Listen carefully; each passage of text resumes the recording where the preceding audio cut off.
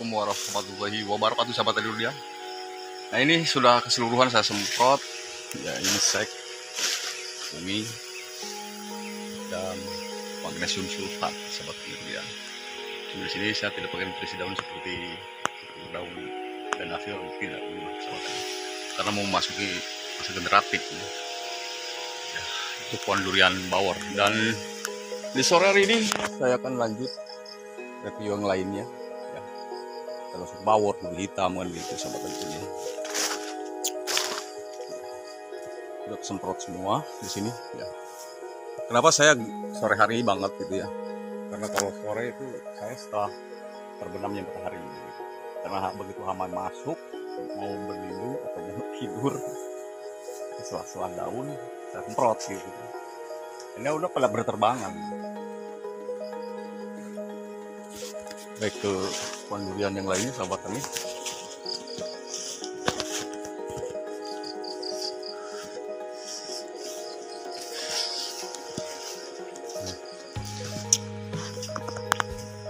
Ini termasuk juga ya, tinggi banget ini tuh, sekitar 12 meter tinggi. Jadi kalau mau ambisi dibuahkan, sepertinya daunnya masih banyak yang muda, karena tidak ada hujannya pun baru 3 hari ini. Jadi untuk proses penuaan daun mudanya juga tuh masih lama kan gitu.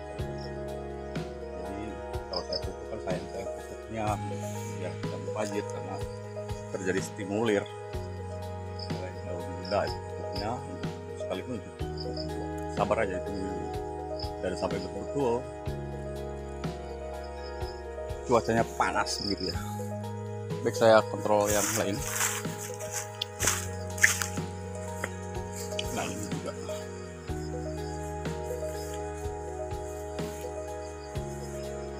bagusan sudah saya buat juga, banyak keluar daun mudanya, sahabat ini ya.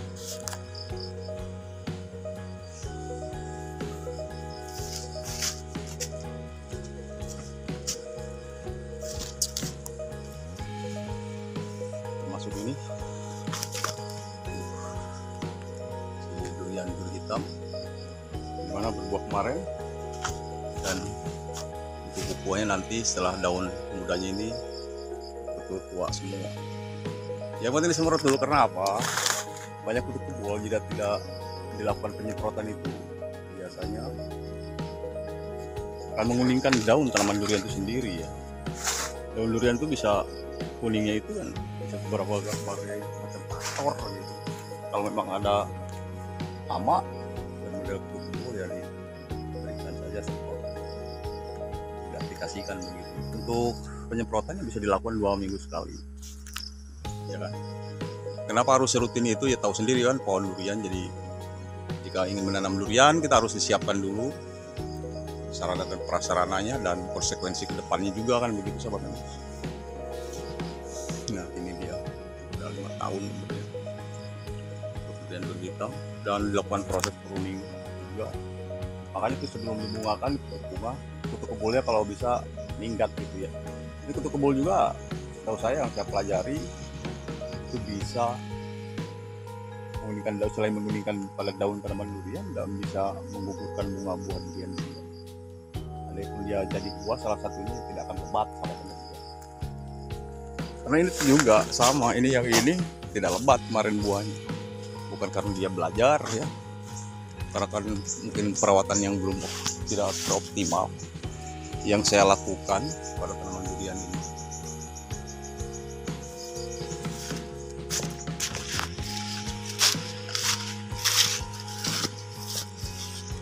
Ini banget ya, kalau di bawah aja kita lihat dan cabang-cabang primer aja besar banget gitu, sahabat. Biarkan dulu, nanti kalau tidak ada hujan saya biarin stressing air dulu sampai betul-betul dia nanti muncul mata ketam ya, tanpa paklow ya. Ini juga termasuk.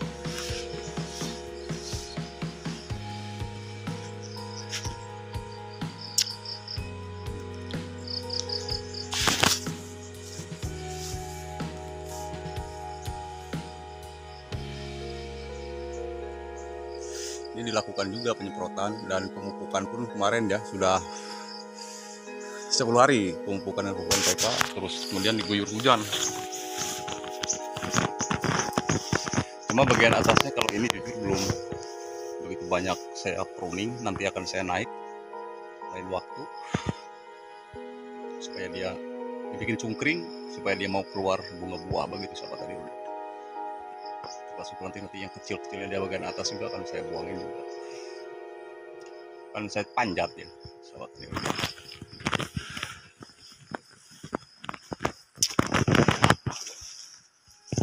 Capeknya ada, seninya ada juga ya rawat tanaman durian itu.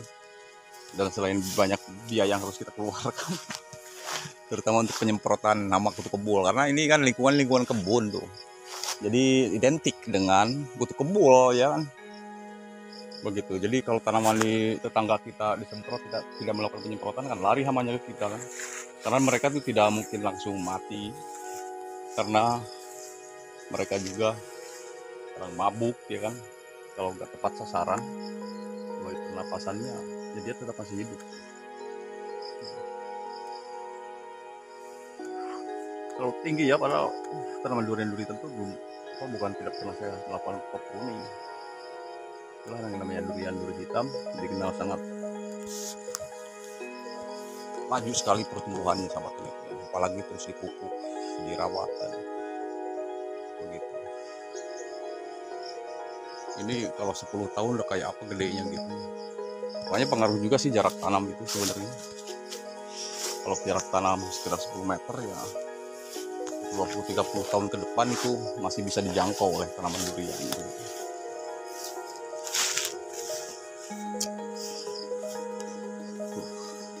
Kecuali double planting, triple planting itu metodenya beda lagi.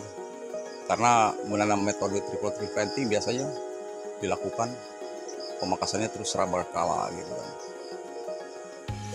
Ini untuk penyemprotan.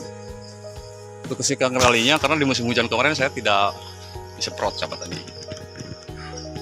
Tidak disemprot jujur, ini tinggal melakukan pembersihan penyangan gulma sebagian pelan-pelan. Itu kebul banyak merusak juga ya.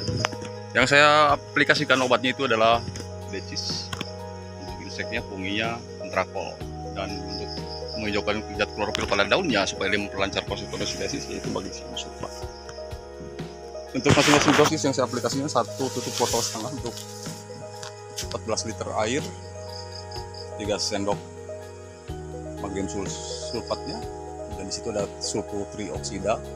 Kemudian satunya lagi di antrakol sekitar kasih 6 sendok makan. Ini ya, ini untuk si montong. Nah ini sahabat tani untuk montongnya dengan usia 4 tahun lebih, dan di akhir tahun ini usia dia 5 tahun. Tidak nampak tinggi karena saya top pruning ya, dilakukan top pruning. Kalau tidak dilakukan top pruning mungkin sudah ada sekitar 12 meter gitu ya. Ini sangat pekat sekali, hijau pekat daunnya dan lebar begitu, karena penuh dengan nutrisi full. Karena saya tidak pernah telat melakukan terus pemupukan. Untuk durasi pemupukan saya dilakukan 1 bulan sekali begitu sahabat tani durian. Dan ini juga masih harus saya pruning. Besok-besok akan saya naik dan melakukan pempruningan pada dahan durian atau tunas-tunas airnya yang bagian dalam sahabat tani. Begitu. Termasuk yang di bawah itu masih banyak tanaman alpukat dan durian, yang dimana tanaman durian usia yang sama seperti ini juga ya. Jadi begitulah dilakukan untuk penyemprotan, durasinya setiap 2 minggu sekali, dan tergantung nanti lihat keadaannya. Kalau memang tidak ada hama penyakit nggak usah. Kalau memang sekiranya ada hama penyakit yang mengganggu tanaman durian ini ya silakan. Saya tidak menyarankan, dan apalagi harus mengikuti metode tanam seperti saya gitu kan. Silakan cara seperti siapa, mencari paham dari siapa silakan. Karena banyak konten kreator di sini juga ya, di youtuber tanaman durian khususnya begitu sahabat tani. Silakan ikuti mana yang sekiranya bermanfaat dan bisa diikuti, silakan. Dan sahabat tani durian tidak harus mengikuti cara saya, karena saya juga tidak merasa pintar, sama saya juga di sini masih belajar sahabat tani durian. ini kebagian semua disemprot awal dengan lecis dan magnesium sulfat serta antrakol. Karena pakai antrakol curah hujan kemarin itu sangat tinggi intensitasnya. Antrakol di sini untuk melindungi ya, karena dia bersifat protektif yang artinya melindungi daripada penyakit jamur. Jamur itu ada beberapa jenis, jamur Pythium kompleks dan jamur Phytophthora palmivora yang bisa membusukkan tanaman atau batang tanaman durian di sini sahabat. Ya ini untuk triple planting sengaja saya tanam di sini dan terus dilakukan pemangkasan terus secara berkala. Begitu sahabat, ini musangking, montong dan matahari. Musangking, duri hitam dan matahari. Baik, terima kasih. Jadi hanya itu saja yang sedikit saya sampaikan informasinya seputaran tentang tanaman durian melalui kesemprotan pestisida insekticida ini. Semoga ini bermanfaat. Kurang lebihnya perlu dimaafkan. Silakan jika ingin bertanya, tulis di kolom komentar dan insya Allah saya akan balas semampunya saya. Terima kasih dan akhir kata assalamualaikum warahmatullahi wabarakatuh.